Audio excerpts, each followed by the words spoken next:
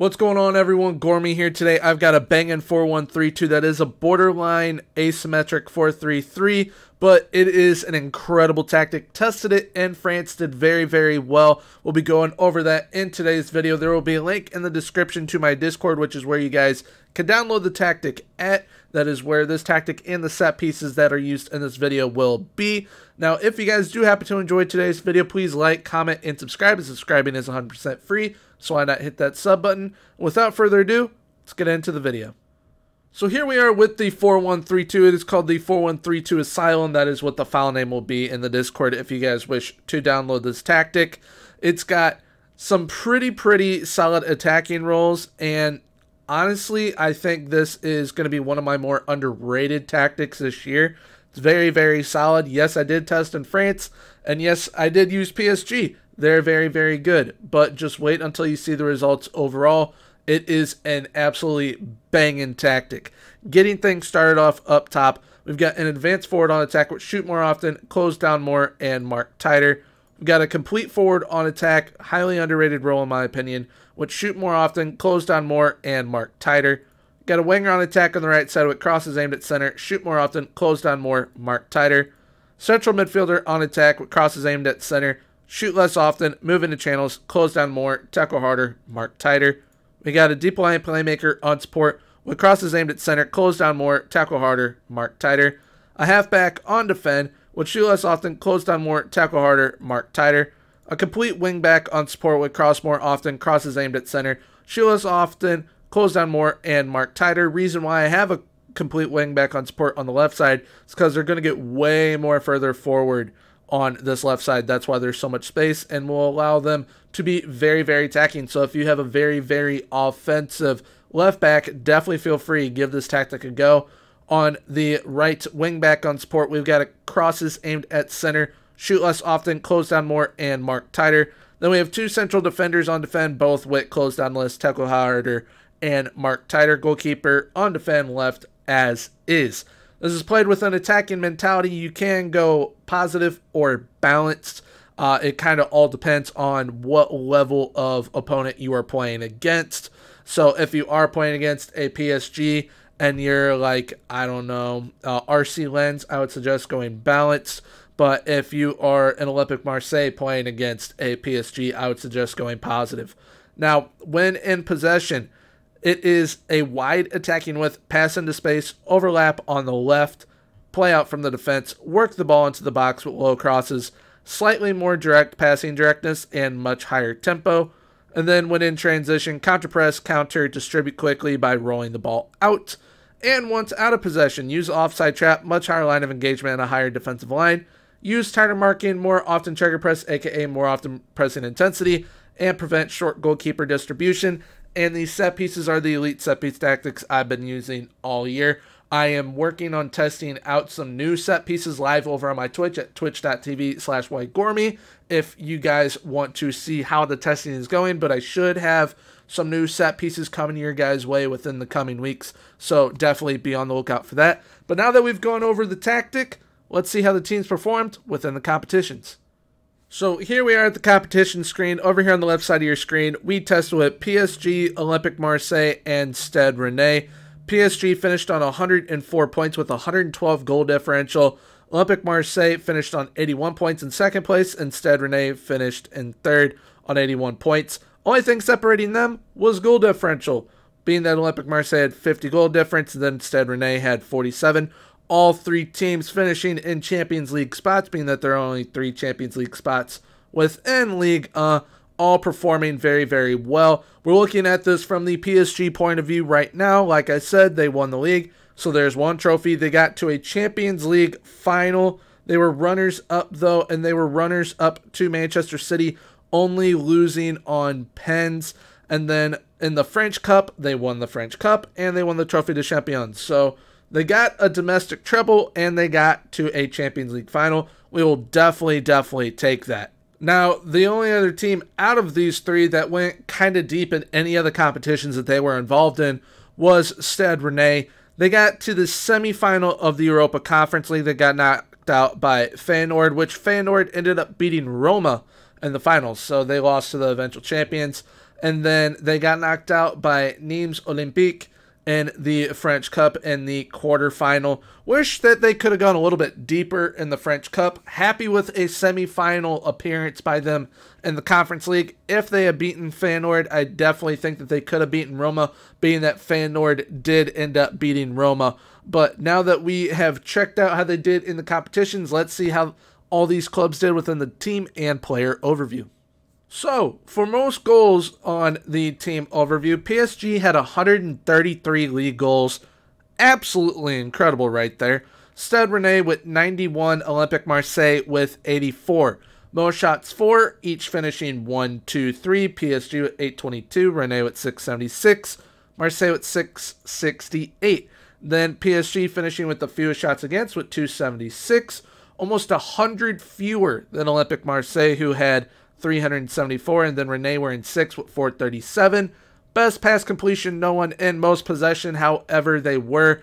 PSG with an average of 53% possession. Olympique Marseille with an average of 53% possession as well. And then Stade Rennais with 52%. Most tackles won.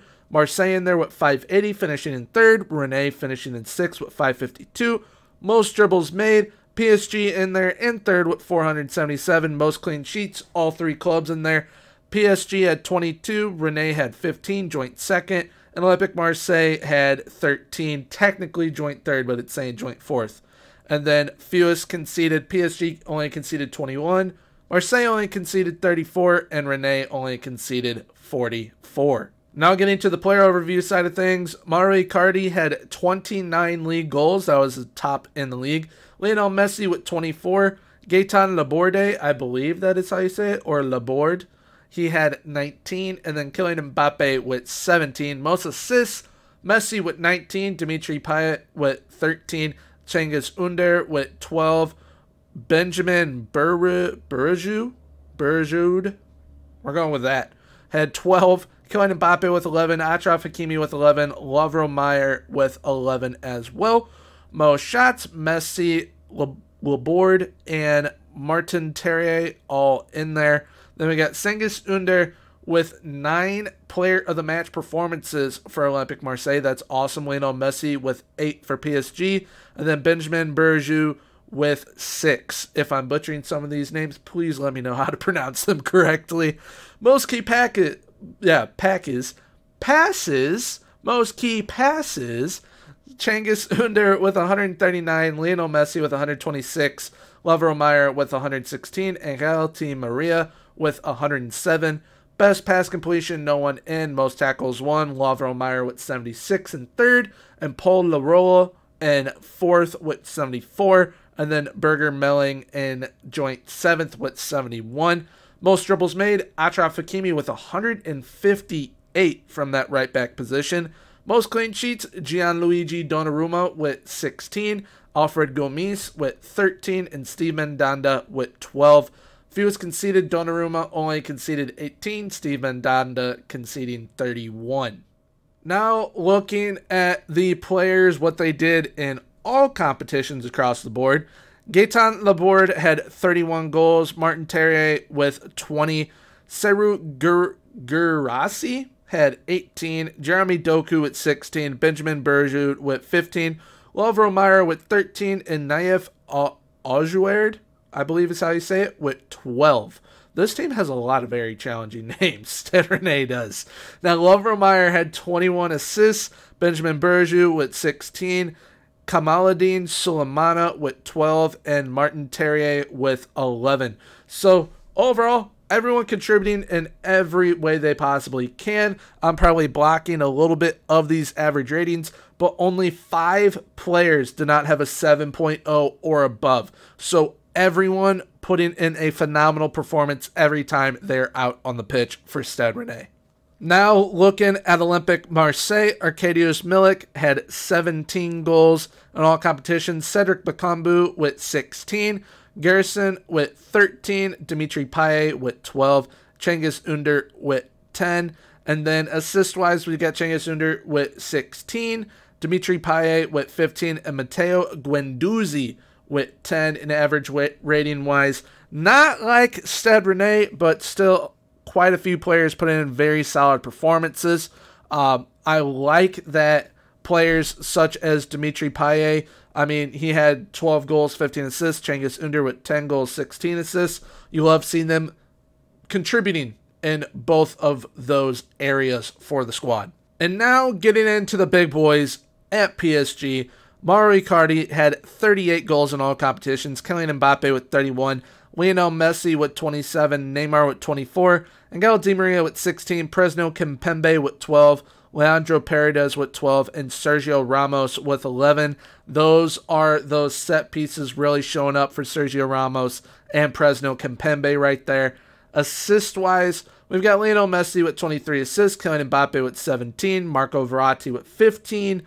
We got Achraf Hakimi with 14, Leandro Paredes with 13, Neymar with 11, and Angel Di Maria with 10. Average rating-wise, a lot of the players had 7.0 or above, but still taking the cake in that regard is Stade Rennais with only 5 players and not getting 7.0 or above.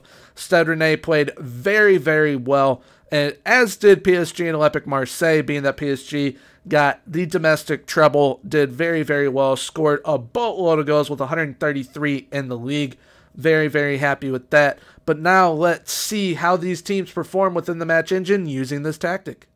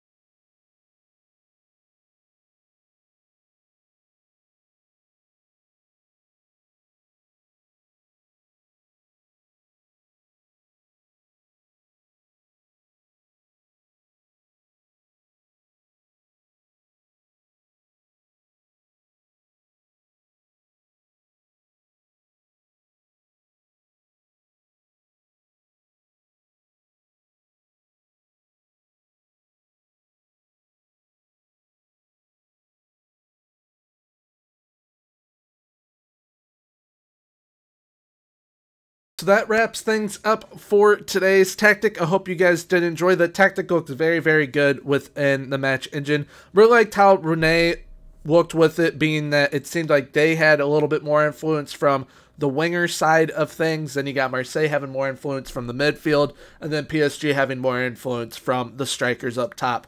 So kind of depends on where you kind of want to focus your talent, or where a lot of your talent is within your team. Seems like that is going to be where a majority of the influence comes from within this tactic. But all three performed very, very well within the match engine. Clearly, as they all finished 1, 2, 3, they all did very, very solid. So very, very happy with the results that we had here in today's tactic. Once again, if you guys want to download this tactic, there is a link down below in the description to my Discord. That is where you guys can download this tactic from, along with the set pieces that were used with this tactic also. Plus, if you guys did enjoy today's video, please feel free to like, comment, and subscribe. And subscribing is 100% free. If you guys want to check me out over on Twitch, I have a link to my Twitch down below as well, where I am currently doing a save with a custom club called London City FC. So if you guys like to check that out, feel free to come on over. You guys are going to be getting a seasonal recap coming soon on here to kind of bring it to you guys over here that don't happen to hop on over to Twitch from time to time. So you guys will be able to see it on here very, very soon. But with that being said, have a great rest of your guys' day. And until next time, have a good one. Bye-bye.